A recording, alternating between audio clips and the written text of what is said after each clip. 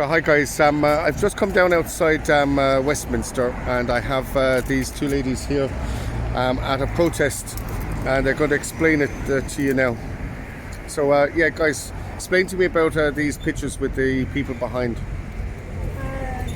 The regime in Iran it killed more than 7,000 people in just 2 days in a weekend for raising the price, like a gas price. And basically what they did, they shut down the internet. Iran was in complete blackout, and the supreme leader in Iran ordered to kill all the innocent. All of them, as you can see, it's just a small part of the people who got killed by the regime in Iran because they were shocked by the price of the gas. So they went out and peacefully protesting, Yep. basically. But what they got in return, it was An atrocity, like they were murdered, you were saying. they were murdered by the direct order by Khamenei, the supreme leader in And this was all over oil prices, or the price of, yeah, it was a petrol price, yeah. So basically we mentioned it like here, that's what actually happened. Yep. But they got more murdered in cold blood. The regime killed 7,000 people, including children, pregnant women. They were all innocent, they were unarmed.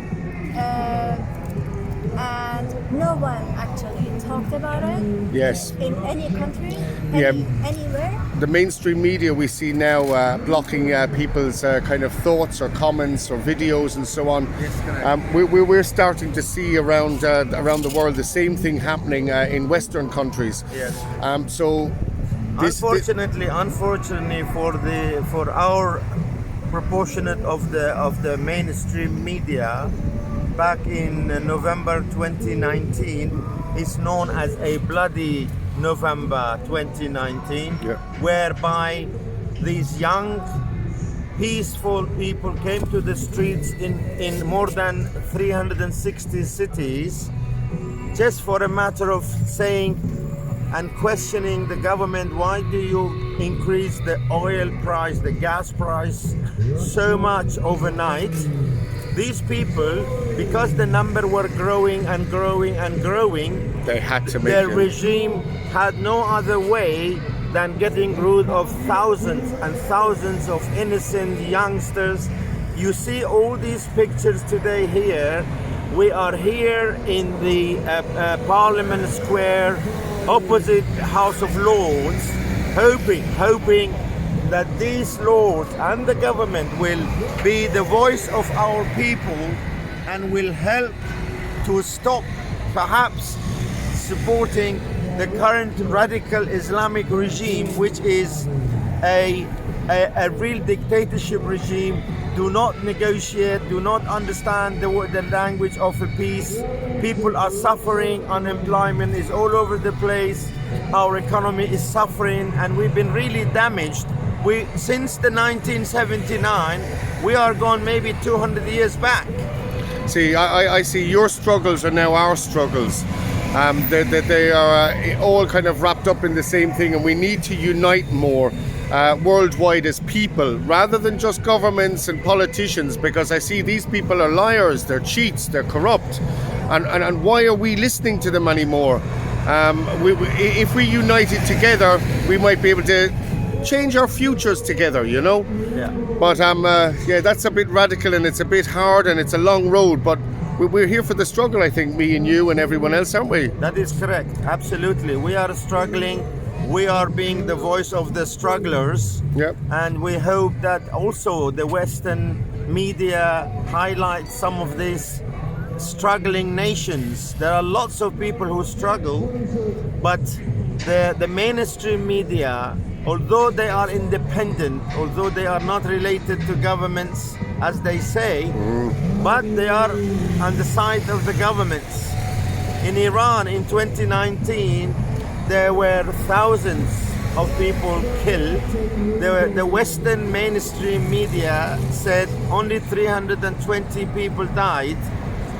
You can see their pictures. Yes, I've seen them. I've gone along, and see, this really saddens me, and it also brings a poignant kind of view to the fact that these are lives.